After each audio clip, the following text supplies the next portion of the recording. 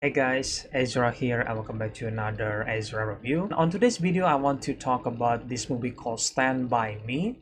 Now, this is actually adapted from the Stephen King novel, it's called The Body.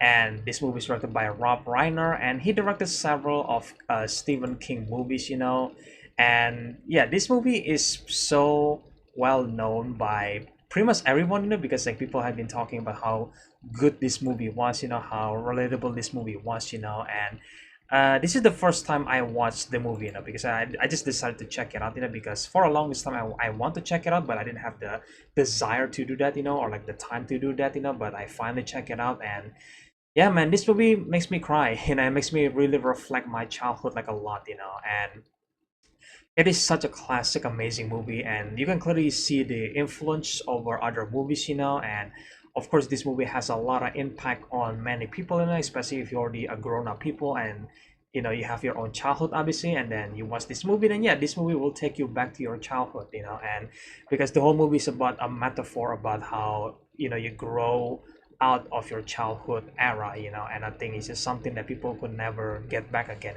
and for this review it's gonna be spoilers, and I think for the review, so I will split the timestamp on the video between the characters, because there is four main characters in this movie, which is Vern, Teddy, Chris Chambers, and Gordie, and I think all the performance overall, they did a great job, from the kids, especially the kids, and then how funny they were, because they're still kids, so like some of the jokes you know, might be a bit cheesy or maybe a bit dumb, but it is funny because that's how kids used to jokes, like they just make shitty jokes. And yeah, I feel like it's just really working, because sometimes when we were still kids, we just like joking a lot and sometimes saying some dumb shit together, and then we all having a good time laughing at each other, and it's just like, yeah, it's a great moment in the movie itself, but there's also some serious moment where the kids performance does excels, especially wilwheaton as Gordie and riverphoenix as Chris. I think these two has the best performance in the movie, but I'm gonna get to that scene later on, but I think for now I want to talk about one of the kids, four of the kids, so the first one is gonna be Vern, because I think Vern is just the kids that just there to be a comedic elements in the movie. That's how I feel. I feel like he doesn't necessarily have too many going on in his life. Like I feel like every single kid in this movie has a problem, especially with their parents. And I think Vern does have a problem with his parents. But they never fully explore that, I guess. Because for the most part, he's just there for the comedic element about the movie. And I have to mention one of my favorite scenes with Vern is that when he was on night guard, right, and then he has a gun, and then he keeps like turning his body towards like the sun from the forest, where it was like a cricket or like a frog, like he's just super funny. And like I love comedic timing a lot, because I think it does took a lot of time to get that right, so I absolutely love how the actor Jerry O'Connell portray Vern's character, because like his dialogue is funny and sometimes cheesy, but it really works, and he kind of like I don't know how to say it, guys. It kind of feels like Vern is like the punching bag in the group, because he's just there just to be funny, because like every single other characters, I understand they have like a darker side to them, that obviously got explored, but I feel like for Vern, nothing must happen with his character. It seems like he's just there to be funny, and honestly I don't really mind that, because like he is such a funny character, and I think Jerry O'Connell plays Vern Tessio really well, but I do think Vern's character ending is probably like the best out of all of them, I guess like one of the best ending from four characters here, because Vern got married and he has four kids, and he becomes a forklift driver or something like that, and yeah, I think it's a better ending compared to what happened to Teddy and especially Chris, and after this, we move on to Teddy Duckham, played by Corey Feldman.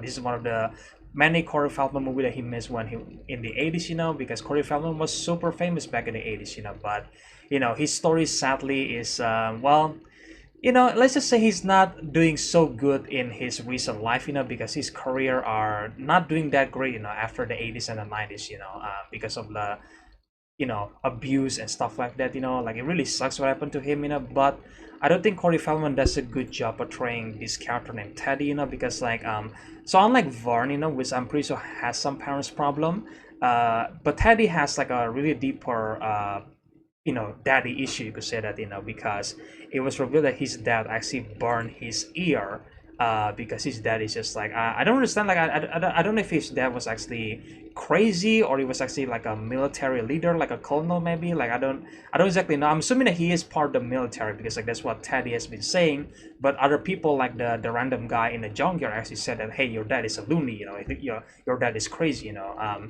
And that's why, and I think that's why Teddy becomes like super defensive, you know, like it just something that I did not expect, you know, because it seems like Teddy's character, I was expecting Teddy's character to be hating on his dad, you know, because his dad is abusive towards him, you know, because you know his dad burned his ear, you know, and I thought that Teddy will hate him for that, but that wasn't the case, you know. When the guy actually called his dad a loony, he was actually getting super angry and getting super defensive, you know. And even Gordie's character, you know, the narrator, the writer, you could say that, he even said that he doesn't understand why Teddy thinks that way, you know. He doesn't understand why Teddy actually crying when someone actually insulting his dad, you know.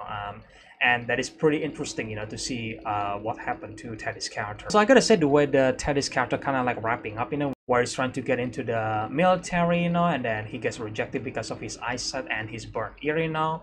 And then there is a line where Gordie said that Teddy actually spent some time in jail, and then he actually working on odd jobs, you know, from Castle Rock essentially, you know. And I don't know about you guys, but you know, but I feel like Teddy's character is kind of similar to Corey Feldman, you know, where I feel like he has in his childhood he was super successful, but I feel like now in adult, he doesn't necessarily super relevant anymore, you know. And it's just like, yeah, it kind of like feels like, at least to me, it feels like a reflection for the real life Corey Feldman's life, you know. But that's just me, you know. Maybe I'm reaching here. I understand that, you know.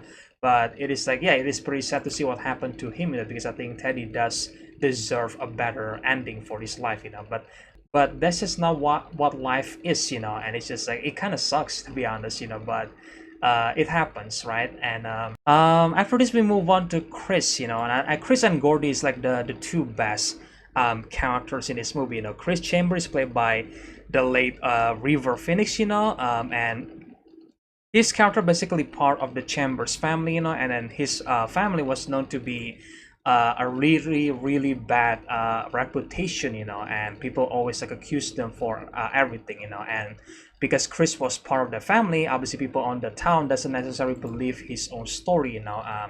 And I think Gordie's dad actually thinks that Chris was a thief, you know, at some point, you know. And then throughout the rest of the movie, we learned that Chris was not all of that, you know. He's actually a good friend to Gordie, you know, because he cared for him and he always be there for him no matter what, you know. He's the kind of guy that tries to do the right thing and try to basically move on from the family's name essentially, and try to get out of town and basically making his own future, you know. And there is this one great scene in later on in the movie where Chris and Gordie has a conversation in the woods, you know, and then Chris admits that he does steal some money from the school, you know, but I think he does it because his own brother forced him to do that, you know. He doesn't necessarily confirm that, you know, but I feel like that's the impression that I get from the dialogue that was said in the movie.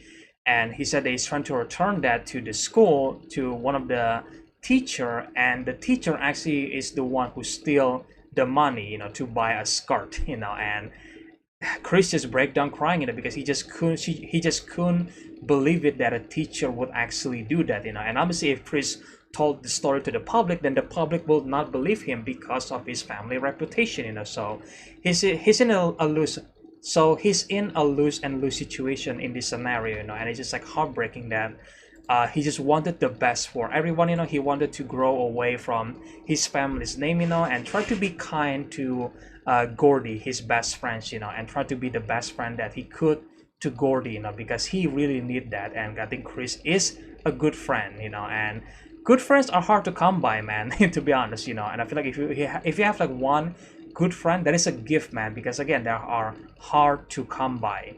you know. And I think Chris Chamber right here is a fantastic character that I really love, you know. And I think River Phoenix does play him really well, man. I really care for him and actually really rooting for him to have a better future, you know. But sadly, for the ending of his character, it's also kind of like reflecting what happened to River Phoenix, you know, where Chris Chamber actually managed to get out of town, you know, where he go to college alongside Gordie, you know, and then eventually he managed to graduate and became a lawyer, you know. But sadly, he doesn't. But sadly, you know, one day he enters like a fast food restaurant, and then there's two men fighting.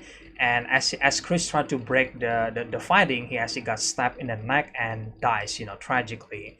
And it's just like, yeah, it just really sucked what happened to him, man, you know. And it's just like, this guy, Chris Chambers' character, deserved a much better ending, you know. And I think it's just, man, it was heartbreaking, man. Like when I came to the realization that because in the beginning of the movie, Gordie's character actually wrote like read like a newspaper, you know, where like someone dies, you know, named Chris Chambers, you know. But I think they mentioned the name Chris Chambers there, but it did not click with me as I'm watching the rest of the movie until to the end, where it's like, oh, like this is what happened to Chris's characters, you know. And that really sucks, man, you know, because he's deserve a happy ending, you know. And the fact that Gordie and Chris never see each other again for 10 years, and then he just died, he just gone, you know, and they never had like a proper reunion or a goodbye. It's just like heartbreaking, you know. And it's just like, because these two are best friends, you know, they are good friends, and life just like, you know, fucked them up in the face essentially, you know. And it's just like, man, yeah, it really sucks, you know. And like I said before, kind of like reflecting what happened to River Phoenix, you know, because River Phoenix also well, he died, you know. He also died, and I think it's such unfortunate events, you know, because I think River Phoenix is a good actor, you know. Like I see him like twice, you know, like in this movie Stand By Me, and then in Indiana Jones the third Indiana Jones movie, you know, where he plays young Indiana Jones, you know. And I feel like he is a good actor, you know, and I feel like I want to see him more on other movies, you know. But sadly, we never get to see that, you know, because what happened to him at the age of 23, which is really young, you know. And yeah, man, like this man has a potential. River Phoenix has a potential to become one of the greatest actor in my opinion, you know, but he never got that, you know, because, you know, life just, you know, life just went differently. So we move on to the last character here named Gordie, the main characters, you know, saving the best for last, I would say. I mean, Gordie and Chris are like the two best for last, you could say that, you know. He was played by wilwheaton, you know, which I think he has a great performance, you know, because Gordie's character are actually neglected by both of his parents, you know, because he has an older brother named Dennis, or Danny, I guess, played by John Cusack, you know, which is interesting. I did not realize that it was actually John Cusack. But yeah, Danny's character basically, like I think he's a footballer, you know, and he's actually a famous person, you know, and he has like a lot of good friends, you know. He has a girlfriend at the same time, and his parents love him a lot, you know. But because of that, his both of the parents actually neglected Gordie, you know. But then Danny actually care for Gordie, you know, because the Gordie are aspiring to become a writer, you know, because he love write stories, you know. And Danny actually convinced Gordie to like, hey, keep going, because like I love your story, man. But obviously the parents never actually mentioned anything about Gordie, you know, because they don't care for him, you know, especially the dad, you know. And sadly, what happens later on, you know, Danny actually died from a car accident, you know. And because of that, the parents actually neglected Gordie even further now, to the point that Gordie actually felt that his parents hate him, you know, especially the dad, you know. And it was revealed before Danny even died, the parents actually neglected Gordie, you know. And now Danny is gone, and then it seems like the dad might be blaming Gordie, you know, or at least like that's what Gordie thinks in his mind, you know. I feel like it's not exactly far-fetched, you know, to the point that, yeah, I think it was pretty clear that his own dad doesn't give a shit about him, you know. And there is this one great scene, you know, where he and Chris actually having a conversation where Chris are trying to convince Gordie to become a writer, you know, to basically stay away from kids like us, you know, and then try to build your own future because you have a potential here. And then Chris actually has a great line to Gordie where he basically convinced Gordie that, you know, to not listen to his own dad, you know, because like I think his dad just told Gordie that, hey, like, if you don't become a writer because that is useless, you know. But Chris said that no, like, that's what your father said, you know, but that's not what you should have done, because you are a good writer, you know, you can create a good storyline, you know. And then Chris tried to convince him to become a writer, you know, because that is his potential, you know, in his life. And Chris has the great line to Gordie where he said that if your parents are too fucked up to tell you that, then maybe I should, you know.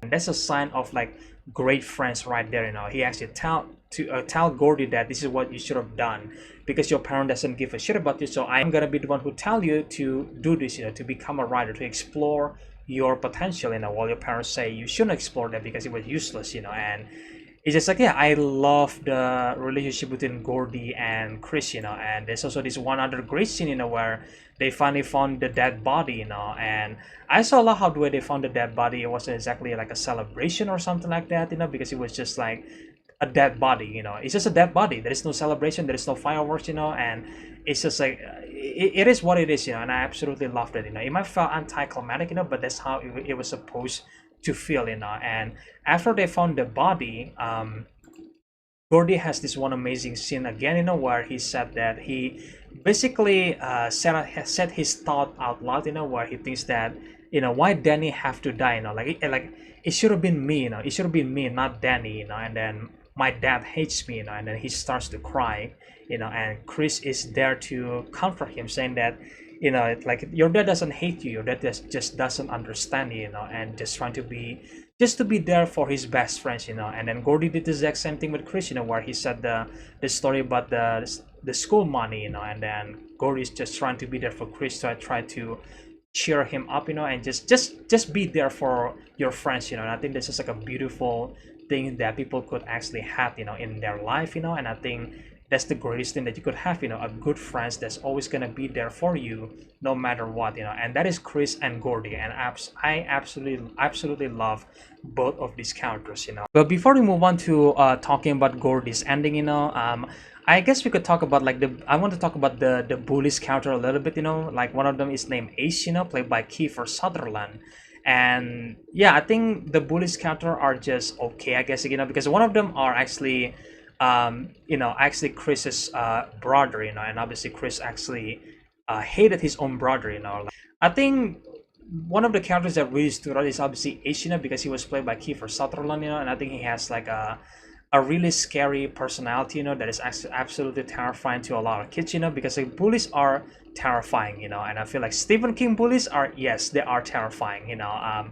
And I think Kiefer Sutherland plays the character really well, you know, because like, you do feel terrified of him, you know. But there is also a part of me that I kind of want to see him a bit more, you know. But at the same time, I get it, because it's not exactly his storyline, you know. He was just there to be an obstacle to the kids, you know, kind of by the end of the movie, you know. And this is one great scene, you know, where Gordie actually pointing a gun to Ace, you know, where he actually said that, you know, I'm going to shoot you, Ace, you know, just you, no matter what, you know. And it's just like, wow, you know, like, Gordie actually become brave enough to stand up against Ace, you know.